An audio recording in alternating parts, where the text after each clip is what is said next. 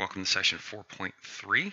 In section 4.3, we're going to take a look at the idea of increasing and decreasing functions and how we can use calculus, specifically the first derivative, to talk about increasing and decreasing. And then we're going to explore something called the first derivative test, which is a test using the first derivative, hence the first derivative test, to find extrema of a function.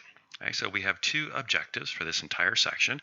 One is to determine intervals on which a function is increasing or decreasing. Okay, so we're looking to figure out when is it doing this and when is it doing that. And then our second objective is to use that first derivative test to find relative extrema. Now remember, extrema, we're talking about maxes or minimums. Okay.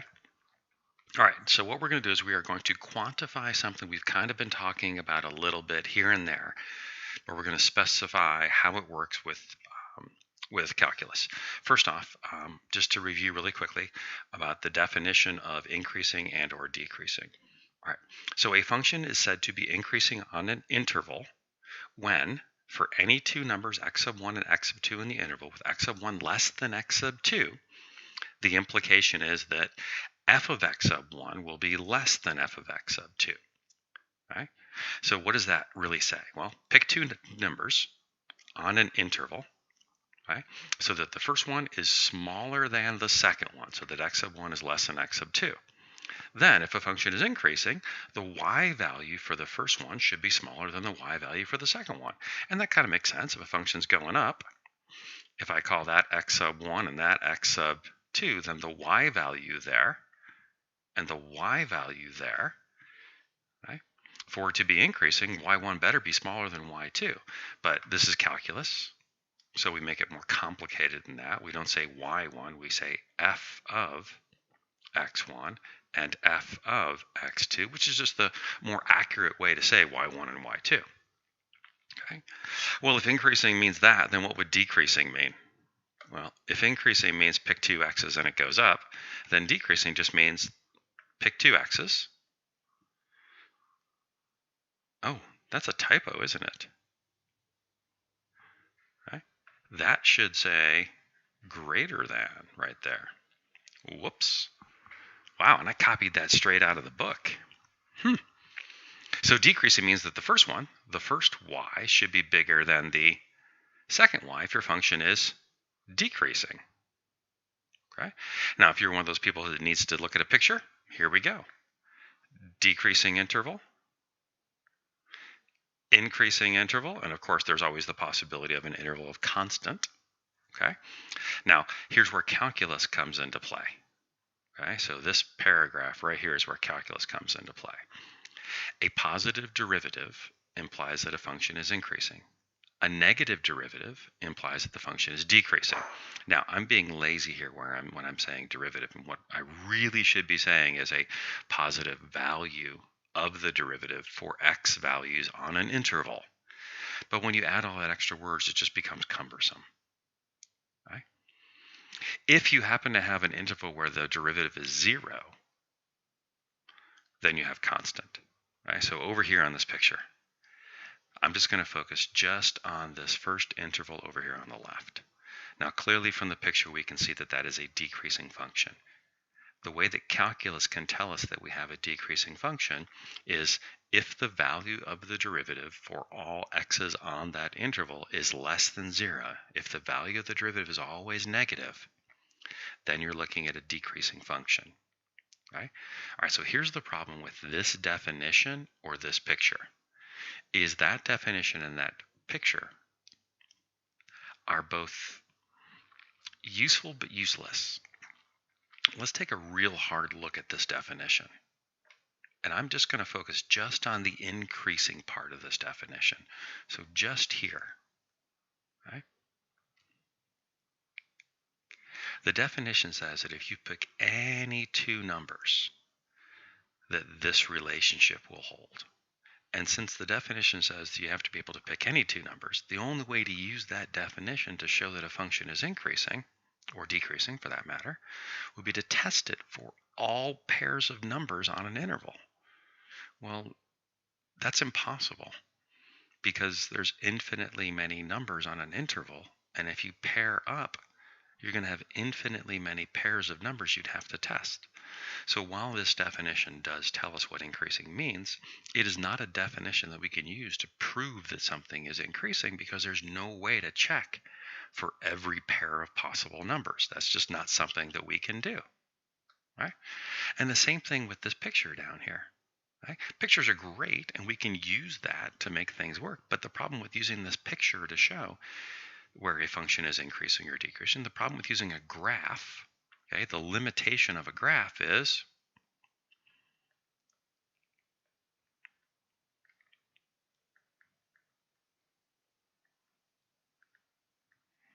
we have to know the graph. And I don't know the graph of every possible function out there. Right? So while the definition is pretty clear, it just says pick two x's. If y's go up, then the function is increasing. If y's go down, then the function is decreasing. Well, that's simple enough. And a picture's a graph, easy. Going down, going up, decreasing, increasing. But the challenge is neither of those are sufficient in and of themselves to actually show us where something is increasing or where something is decreasing. And this is where calculus steps in. And calculus uses the idea of the value of the derivative, whether it be, actually if you want to get fancy about it, the sign of the derivative, whether it's positive or negative or zero, as a test for it. And so this is our test for increasing and decreasing functions. Please become intimately familiar with this. Know it. Okay? So it starts out by saying the ifs. You got a function whose name is f. Okay? That's a big if. It must be continuous on a closed interval and have a derivative for all values on that open interval. So you have some function that is continuous from a to b closed, draw without picking your pencil up, and differentiable a to b open. Then three things are true. Right? If the derivative is greater than 0 on that interval, the function is increasing. Right? If the derivative is less than 0 on that interval, then the function is decreasing. And if the derivative is equal to 0 on an interval, then that function is constant. Okay? Now I will tell you that the first two happen quite often. The third one, while technically mathematically accurate and all that, is rare. Because think about what the last one means. If a function is constant on an interval, then you're going to have a function that when you draw it has sections that are perfectly flat. And how often do you remember drawing graphs of things where you saw perfectly flat sections? Okay? In fact, for most of it, that's going to have to be a piecewise defined function to get that interval of constants. Right? It's not impossible, but it's not exactly the common thing. What we normally think of when we think of functions are functions that go up and down. And then we'd say, oh, look, here's an interval of increasing, here's another interval of increasing, here's an interval of decreasing. Calculus will help me locate those values where this thing stops going up and starts going down, or stops going down and starts going up. Right? Those red points that I put on there, those are the important values, because that's going to give us these A's and B's over here in our definition. That's going to give us those, hey, this is where it stops doing one behavior, increasing or decreasing, and starts doing a different behavior. Okay? All right, so the test for increasing and decreasing says this, but how do I make use of this? Right? Well, the key is right here. Because the key right there tells me care about, look for, okay, those values where the first derivative changes sign. Okay? Now the first derivative is going to change sign. The first derivative is going to change sign in two ways. One, it can change sign if we figure out where it's equal to 0, or it can possibly change sign at values where it does not exist. Okay? And so I'm going to draw a couple pictures down here. Ignore this example. I just need some space. Okay? Here's what I'm talking about.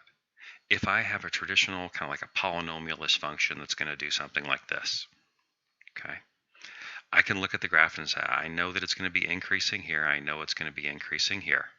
Right? Those two pieces are increasing. I know it's going to be decreasing here. Right? So that is an interval of decreasing. Okay? I need to find the location of those values where it changes from increasing to decreasing or decreasing to increasing. It's also increasing here, right? The red is increasing. Now, on a graph like this, that's going to happen when those tangent lines are horizontal. That's where the derivative, the first derivative, has a value of 0. So we're going to look for those. Okay? But that's not the only way that a graph can change from increasing to decreasing. Remember our old friend, the absolute value? Okay? I have no doubt that we're all looking at this and saying, this is increasing, this is decreasing, and the place where it changes is right here. But that is not where the derivative is equal to 0. That's where the derivative does not exist. So essentially what I'm saying here is the values, these A's and B's in this definition up here that tell me, oh, this is where it's increasing, this is where it's decreasing, the way that I find these A's and B's is I need to look for something that we call critical numbers, or some books will call them critical values, but essentially they're the same thing. And what they mean is it's where the first derivative is equal to 0 or where the first derivative does not exist. Okay, so let's go ahead and take a look at working an actual example and see what happens. Now, because I've took college algebra and I know my functions, when I look at this function and I'm asked to find the intervals where it's increasing and decreasing, I'm going to look at this thing and I'm going to say, that is a cubic equation with a positive leading coefficient. Cubics with positive leading coefficients do this, right? Or can do that. So I should be looking for 2 intervals of increasing, and I should be looking for 1 interval of decreasing, and I should be looking for at most 2 critical numbers. And the reason I'm doing this is I have found that it is tremendously easy to find things. Maybe I shouldn't say tremendously easy, but it's much more easy to find things if I know what I'm actually looking for. Right? All right, so let's go ahead and make this happen. Step 1, find my critical numbers, find my critical values. Critical numbers and critical values are when the first derivative is equal to 0. So I will first take the derivative of that function and find f prime. So the derivative of x cubed is 3x squared. The derivative of negative 3x squared is going to be negative 3x. Right? Now I will find my critical numbers. Okay? I'm always going to look for the does not exist first. Okay? Are there any values for which 3x squared minus 3x does not exist? Okay. Well, does not exist means you're trying to divide by 0, you're trying to take the root of a negative number, you're trying to do trig of some values, and none of that is here. So I will say that there are none of those. Okay. The next thing that I will look for is I will look for when is the first derivative equal to 0. So when is 3x squared minus 3x equal to 0? Okay? Factor that thing. I have 3x times x minus 1 is equal to 0. If 3x is 0, then that's going to give me that x is equal to 0. If x minus 1 is equal to 0, that means that x is equal to 1, and I have found 2 critical numbers. Right? So essentially, I have broken down all real numbers, because we have no limitation for the domain of this thing, into 3 intervals. And those critical numbers are what break this thing down. So these 2 values right here, these are critical numbers. And what they give us is they give us 1, 2, 3 intervals that we need to test to determine where this function is increasing or decreasing on that interval. Right? So what we need to figure out is, on interval number 1, Okay? Is the function increasing or is the function decreasing?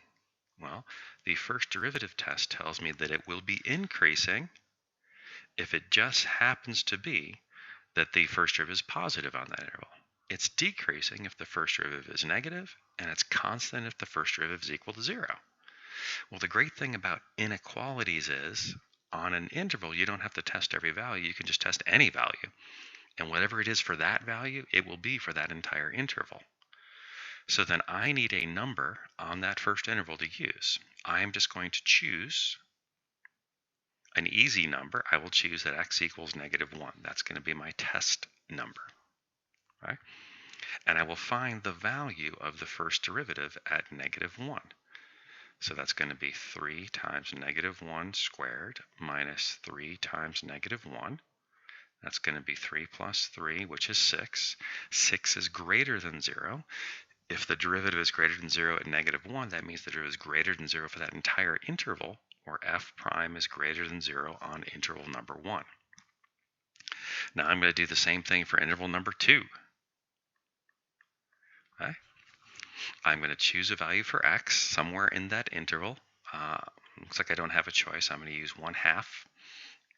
What I mean by I don't have a choice is I don't have a choice of a whole number to use. I have to use a fraction. Okay?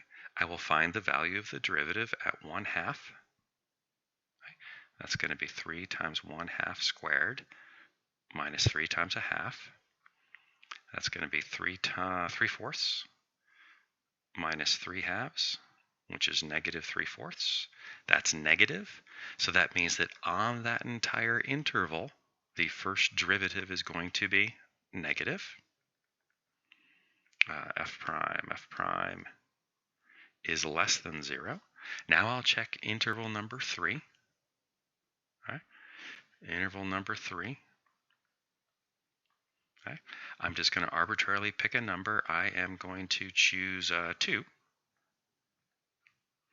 And I will find f prime of 2, which is 3 times 2 squared minus 3 times 2. 12 minus 6. 6 positive. That means that the derivative is positive on that interval. Okay. Now the first derivative test tells me that whenever the derivative is positive, the function is increasing, and whenever the derivative is negative, the function is decreasing. So it looks like we are increasing on interval number 1 and on interval number 3. Interval number 1 is the interval from -infinity all the way to 0, union with interval number 3, which is 1 all the way out to infinity.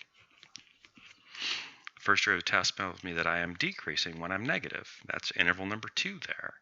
So I'm decreasing from 0 to 1. Now, when I take a look at this final answer, I want to ask myself, does this kind of match with what I thought?